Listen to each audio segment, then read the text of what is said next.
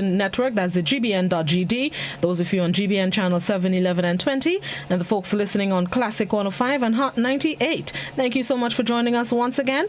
This morning we are talking the 2020 Atlantic hurricane season, which began on the 1st of June 2020, and as the predictions have stated, we are expecting an above average season this year.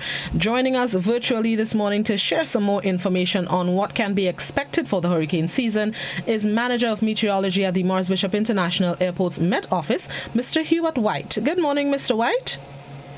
Good morning to you and good morning to all the listeners, and thank you for having me on your program this morning. Thank you for facilitating us this morning. So let's get right into it. We'll start with the predictions that have been made for the 2020 season. Just explain to us, for those who are unaware, what is expected. And the average named storms for the North Atlantic is about 12. This year we expect about 16 storms. Hurricane average amount of hurricanes, 6. We expect about 8. And major hurricane, just about 2.7 or 3, we expect 4. So that means we have a season that is expected to be above average for 2020. Of those years, what do you anticipate from a professional point of view? Well, during my profession, I think that's the first time I've seen a forecast for 4 major hurricanes in a season.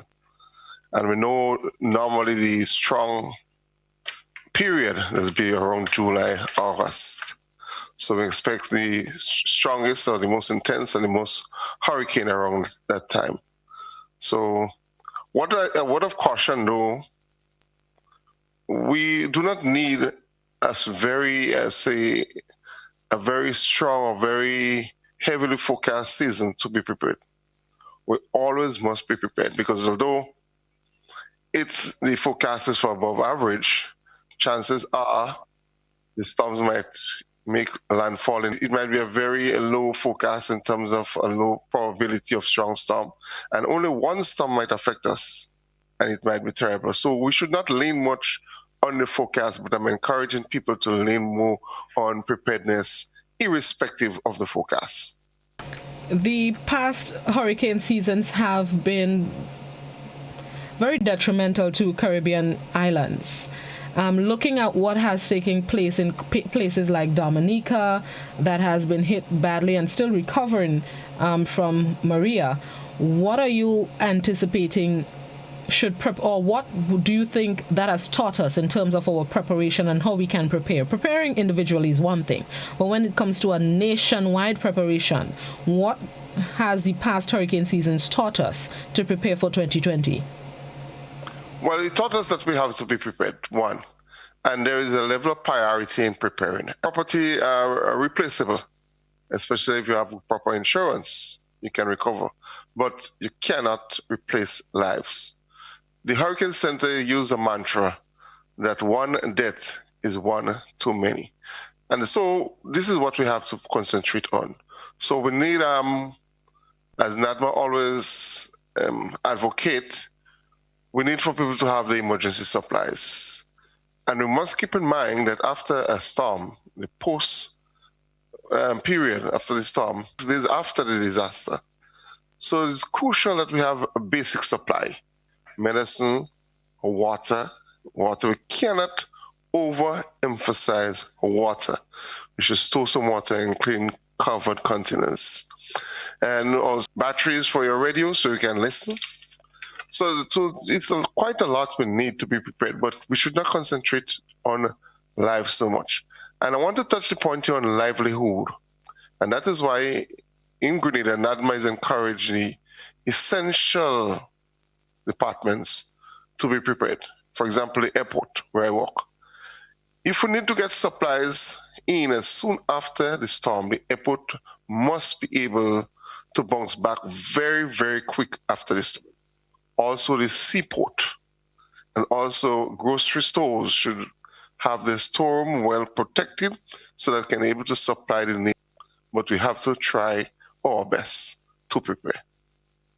When it comes to the dissemination of information, that has been an area of contention between members of the public and the Met Office, well, by extension, NADMA. Has the Met Office worked on ways that it can improve? We have to look at the channel that we disseminate via, and also the contents so that the right decision can be made. And that is why this year we are looking at it in a different light. We are looking at not just forecasts, but impact forecasts. And that is something that is mandated by the World Meteorological Organization and also the Caribbean Meteorological Organization.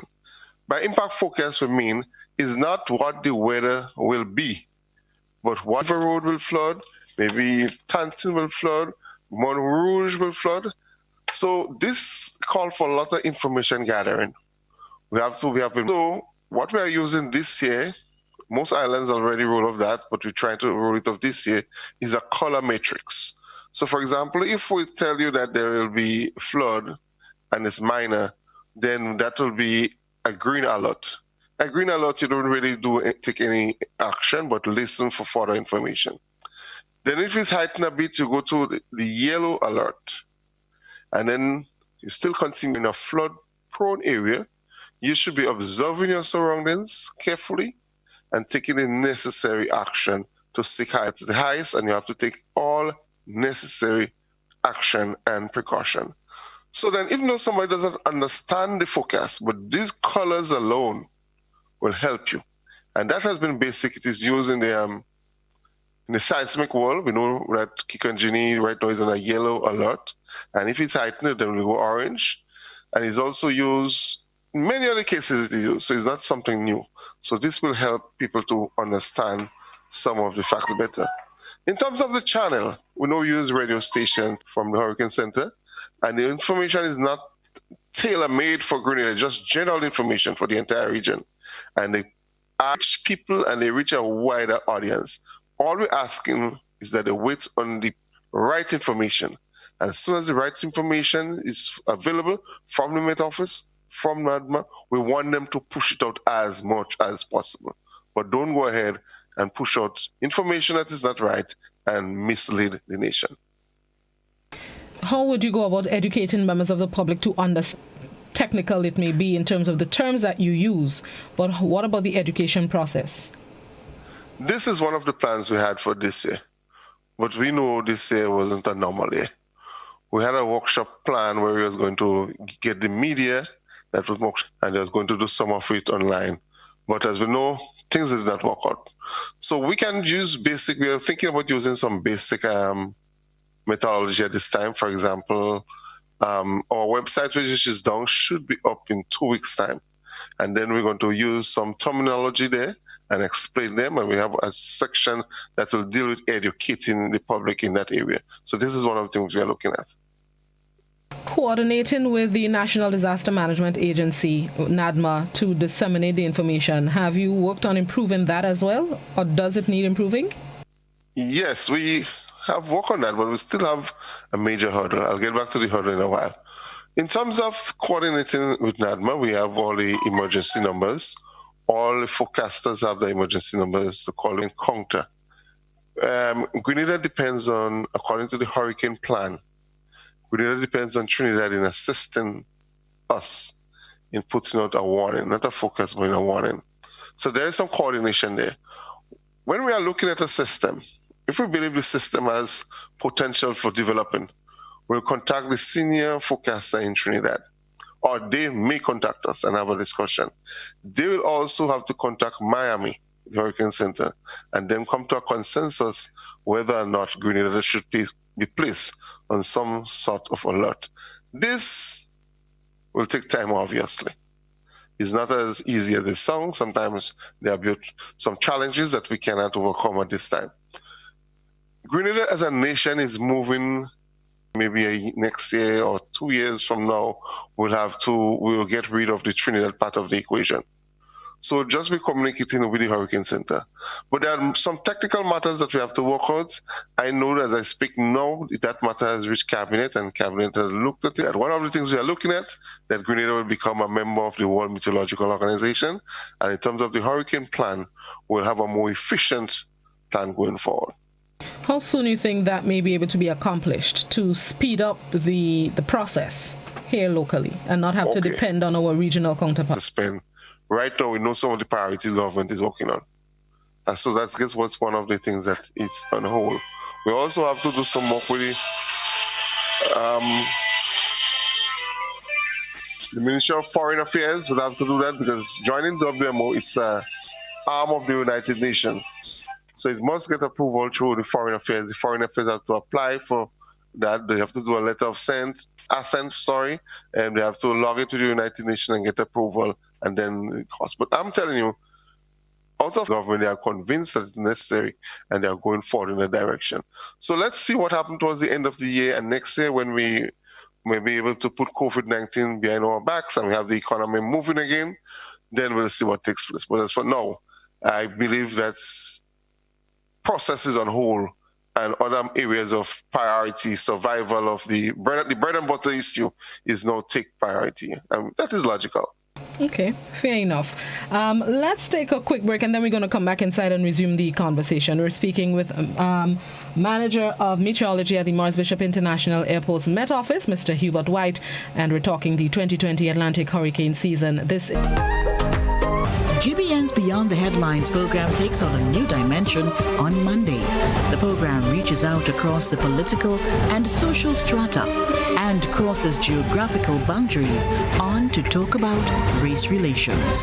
On Monday, June 15, our focus will be on the now intensified Black Lives Matter movement, sparked by the recent horrific death of George Floyd. Join host Odette Campbell on Monday. Panelists include activist, journalist, and other who formerly served as a member of the New York City Council. Beyond the Headlines Monday at 8:35 p.m. on GBN. The best way to protect yourself from 2019 novel coronavirus is to avoid being exposed to the virus. Additionally, there are preventative actions that you can take to protect yourself and your family from the spread of respiratory viruses that can make you sick. These include stay home if you're sick, cover your cough, and wash your hands.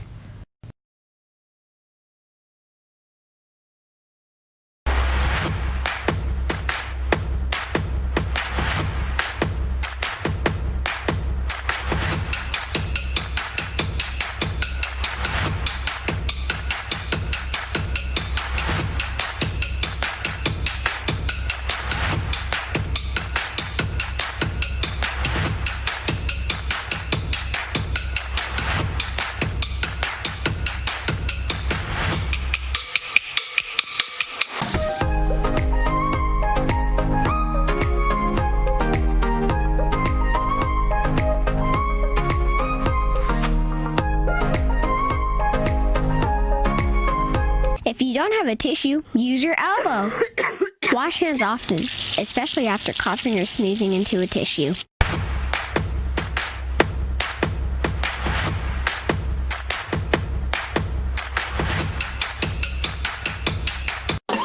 Coughs and sneezes spread diseases, so cover coughs and sneezes, please. Not with a rag or bandana. They trap germs. When you use the rag again, you put germs on your hands and everything else.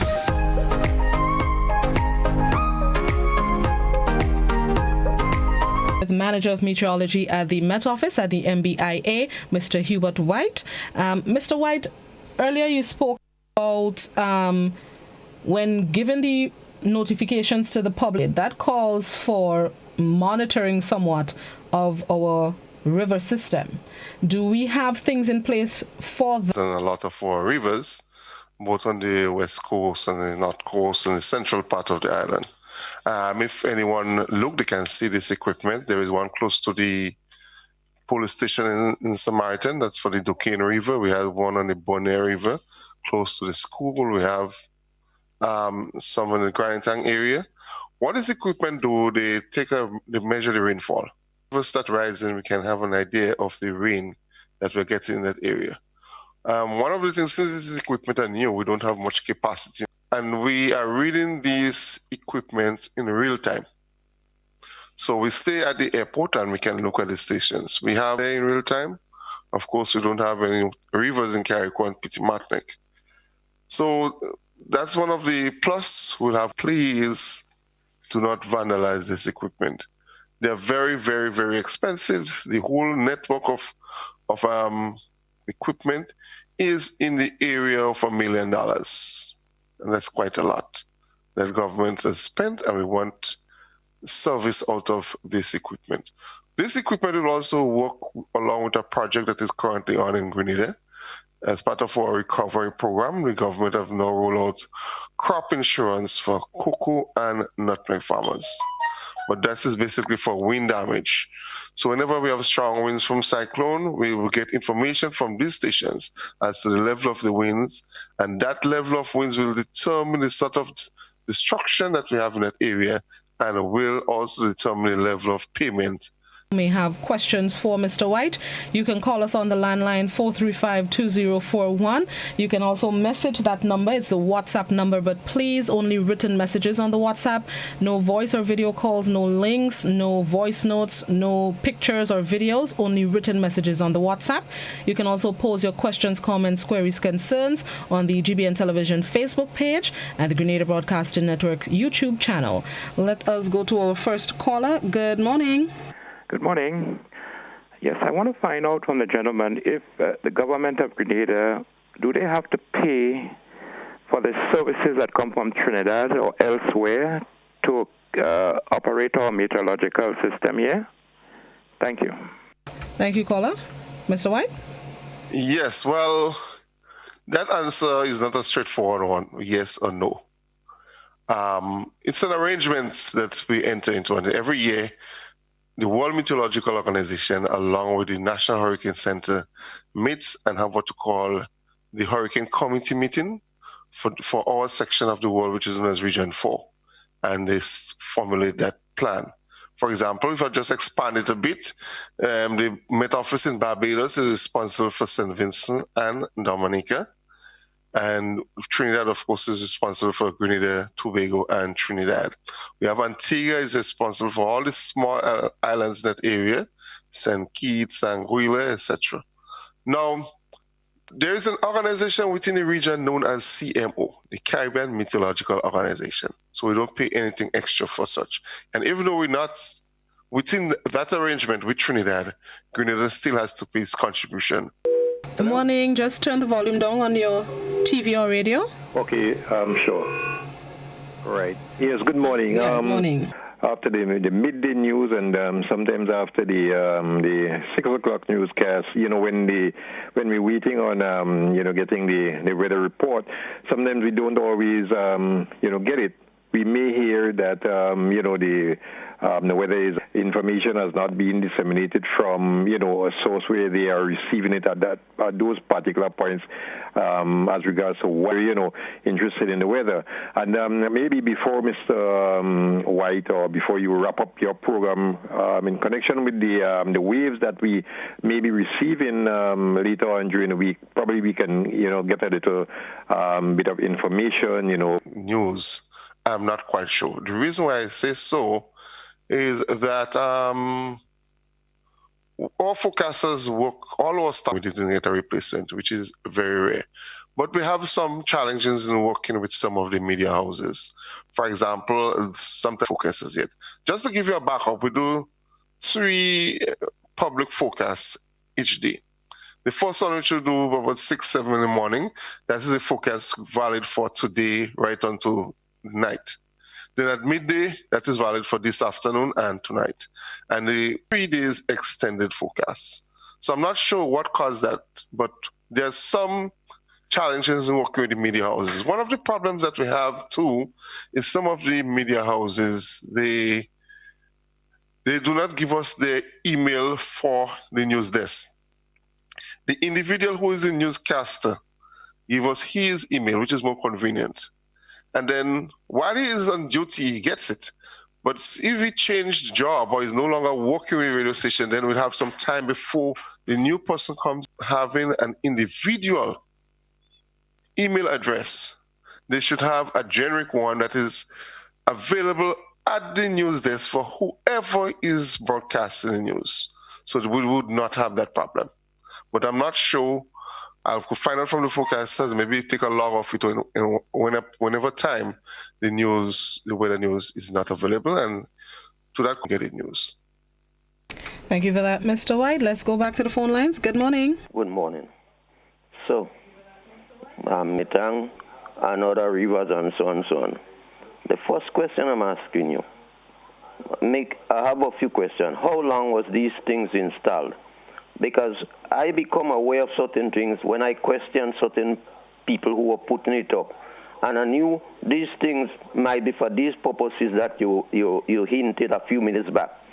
Two is, why is it people give, or your associates give, one in a metric system and one in, as you would say, the rainfall in inches? Is it because we have to shift our emphasis from one thing to another? Or in other words, once we think in metric system and another time we're changing our mind to imperial system? Is this a good way of doing things? Is this that inconsistency? Now, two, I look at these things.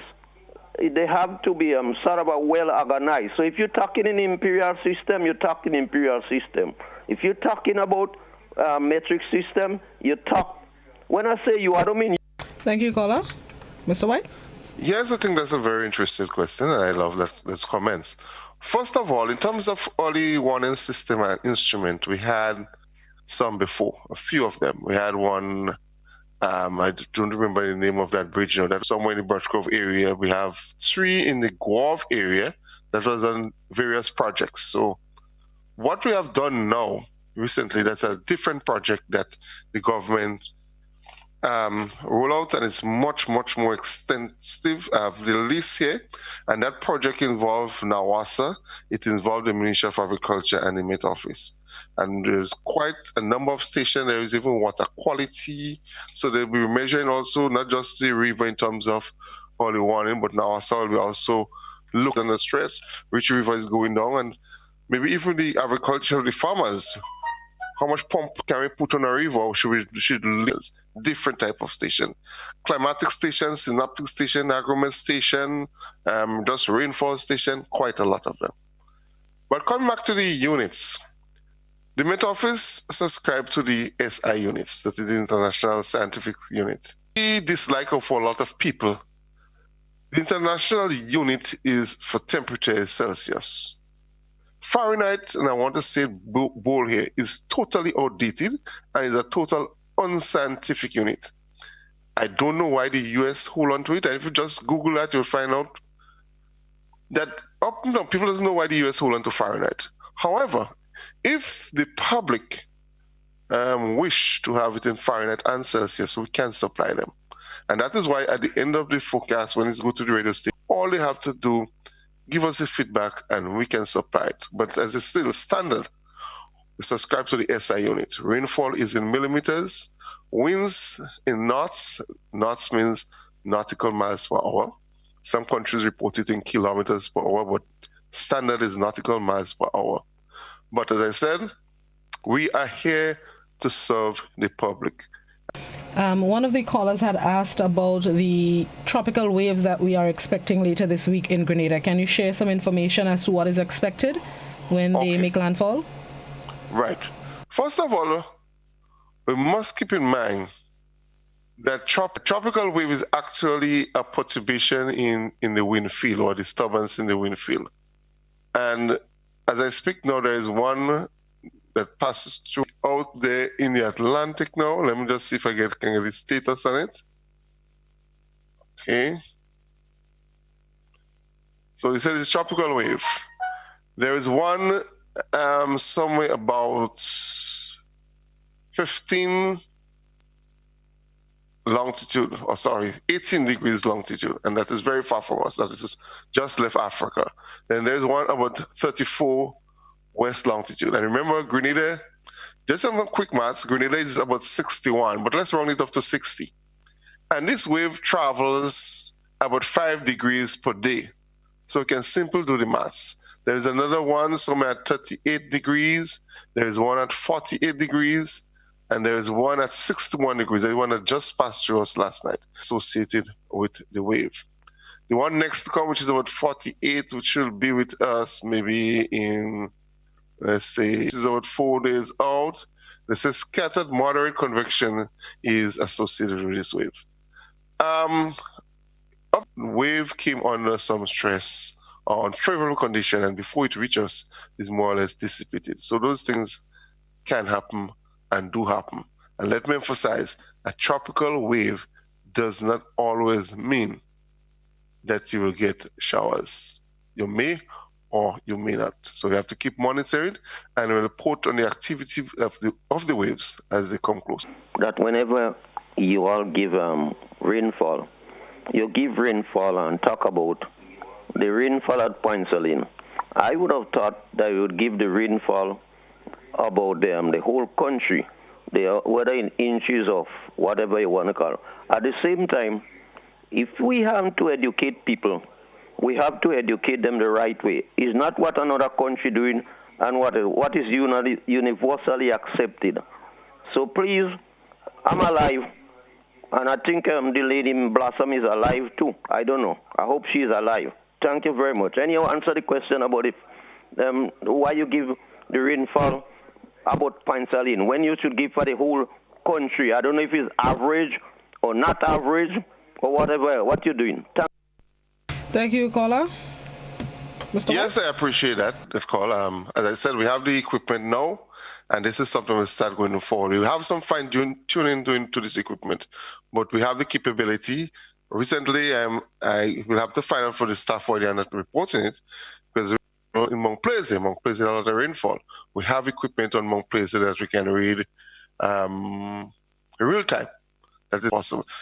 The callers also have to keep in mind that radio stations are commercial, and then you cannot put all the information that you want to put. There is a time slot for a weather report. As a matter of fact, I did a training in Cuba a few years ago, and we had to give a complete report within 60 seconds, 1 minute, and you have to get it in. You can go to the site and look at this information at your own time and your own leisure. So that's one of the things that will really... Thanks for having me on the line, and good morning to Mr. Hubert White. Mr. Hubert White, I will start with you. Listen, the reason why when the tropical wave passed yesterday or last night, whatever right is, the reason why we didn't get rain, it passed far north of us, right? We are located near latitude 12 degrees north and 6 going up to the longitude, and then people must know their geography. So then, because when a tropical wave is coming or hurricane, they don't say where it's coming, there's only the location. Latitude and longitude is very easy. So people have to go back and learn their geography for them to know where their country located and where the tropical wave is coming. I mean, when it starts in the Atlantic, it starts as a cold front force, so then, and then what they have to do, learn their geography is one, and the next thing what they have to do again, if they know their geography and they know where they are located, get a small radio, and then I'm listening to the radio station and have a cell phone and everything, because what really happen now, and have all kind of safety things, so then I don't know what to really say much, but anyway, and I hear you were saying about you could call the Met Office. People mustn't call the Met Office and disturb them around those critical times there. Listen to the radio and being a... When I say call the Met Office, not during an emergency when you're in the watch or warning, but in normal circumstances like today, you can call the Met Office for information. We are not too busy to answer you, and we appreciate those comments too. Now, I beg to differ strongly on what the gentleman said about the position imagery. They use radar and everything to come up with that analysis, and they also use wind field. That's the wind from islands to islands as they record 8 degrees north and 17 degrees north. Grenada is 12 degrees north, so that means from 8 to 17 is 12 is included. So the wave passed right through Grenada. And when we speak about a wave moving from east to west, what varies basically is the longitude, because the lines of longitude, we know they run from east to west. So when one is at 34, we expect it to move 35, 36, 37 along. But basically, no significant convection associated with this wave. These are from the professionals, and I don't know what other guidance people take, but as a professional with 37 years of experience, I am guided by the hurricanes. It's not associated with a cold front. Cold front moved from the United States down into the Caribbean, and it's mostly the Atlantic into the Caribbean Sea, the Gulf of Mexico, etc. Right. All right, let's go back to the phone line. Good morning. Yes, good morning, Citizen Welsh. Greetings, and greetings to your guest, Whitey White. God bless, and my brother, continue the good work. You know, Citizen Welsh, it has provoked me, the calls and comments made there this morning relative to this subject and the information given by your goodly brother there. There is a major deficient aspect of geography called physical geography. Tell me, isn't that being taught today? That our people don't even understand how to measure the weather, whether it be temperature, wind speed, and all them kind of things. That people are still confused about all these things. What does that demonstrate? Excuse this critical observation, Citizen Welsh, that our education system has failed the people. I only hope that we take advantage more elevated than they used to be and to be respected in this air wall henceforth. Thank you very much, Citizen Welsh, and have a nice day. Will you? Thank you, Citizen Rollo. You do the same. Mr. White? And just a comment, I feel elated to hear my ex-worker, he was a very outstanding worker here at MBIA, formerly PSN. Thank you very much for your comment, Brother Rollo. There's a question on the WhatsApp that to understand the information. Yes, we can, and once it's a request, we will work on that. But we'd like to know exactly which, if it's the rainfall or the temperature or if all the different parameters, because basically report wind in knots, rainfall in millimeters, and we have the temperatures in degrees Celsius, we have pressure in millibars, etc. So whichever, we can do it. For example, in terms of our aviation, if we have a U.S. military aircraft coming here, we have to give them the pressure in inches of mercury. That's what the equipment really use, and we give it to them, so it's available. And there's another question that asks if the Met Office can translate Met language to layman's terms to educate the rest of us to reduce panic. We like to do that as much as possible, but it's not very simple. This is something that we are working on. We have several workshops of how we can do it, but it's a work in progress. But it's not very simple. We even understand it, because there is a high, it must reach the recipient in time. It must be understood so that the necessary action can be taken. There's another WhatsApp question. The person would like to know what system you have for Carriacou and PT Martinique, because sometimes the weather news that rolls out dry as ever. Can the weather forecast be separated where the sister isle gets its weather report individually? That will be, in terms of a forecast, that will be difficult. I'll tell you why. We have to understand some of the terms in the forecast. Isolated showers mean it's light shower instances. And when you reach the central part of the island, there's heavy showers. There's hardly a day you don't get shower in the Concord area. So sometimes we get around it by we expect showers in the elevated terrain. But as I said, in terms of putting a forecast together, you cannot individually forecast for every town and every village. So this is what the term isolated means here and there. But if it is scattered, it is well-distributed showers. For example, what we had Corpus Christi, most likely all the region got that shower because there's a well-defined tropical waves, there's thunderstorm. So in that case, we'll describe that showers as well-distributed showers. So it's difficult. What we do, we have automatic weather station now in Martinique had that amount of rainfall and Carriacou had that amount of rainfall, etc. One of the products that we prepare is a end of month summary, and that summary always reflects the rainfall distribution around the island in terms of Carriacou, Petit Martinique, and my surprise to know it's almost totally dry at Point Celine. We have places up Annandale where you have 200 plus millimeters. So we do that at the end of month summary. Right. There's a question. Let me go to the phone line and then I'll get to the question. Good morning. Good morning. Someone asked a few minutes back, why you giving only the information about penicillin rainfall? The person didn't ask where they have instrument and where they didn't have instrument. The question is to possible give the approximate in inches if it is rainfall and metric system.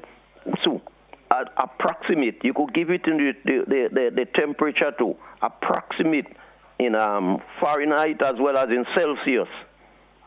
So I don't even want to hear that you have instrument here, you have instrument there, you have instrument there, because, and at the same time, education takes a long time to build into people. Since I know Mr. XC, and he told me metric system is a new system. My father, he died at 95 years. He was able to convert pounds to dollars through, as they say, in his head. He didn't have to go to paper and thing. So it's time that we educate the people the right way. I'm not saying you would educate the people. Education is wrong somewhere along the lines in Greda. They're teaching you about every single thing in the world, but they don't teaching you about everyday things. Thank you. Okay. Thank you. We have our conversion chats and we can convert it. Once the public wants it, we could work on giving them in the 2 units so we can please much more people as much as possible. So we're not an approximation, we'll give you the exact conversion. We can do that. And there's a question on the Facebook. You sort of addressed it earlier, but I'll repeat it for what it's worth. Why does the Met Office take so long to issue weather updates from the NHC? Example, 8 p.m. updates from the NHC are issued 15 or 20 minutes before the hour. Why does the Met Office issue an 8 p.m. update half an hour later or even an hour later? Yes, as I said, once it's okay, let's look at it in perspective. In terms of a hurricane, for example, like hurricane warning watches, once it's affecting islands, or you expect to affect islands very soon, islands are territories under watch and warning, the Hurricane Center issue a more regular update. Normally, they will issue update like 5 in the morning, and next one is 11, so every 6 hours, but then morning.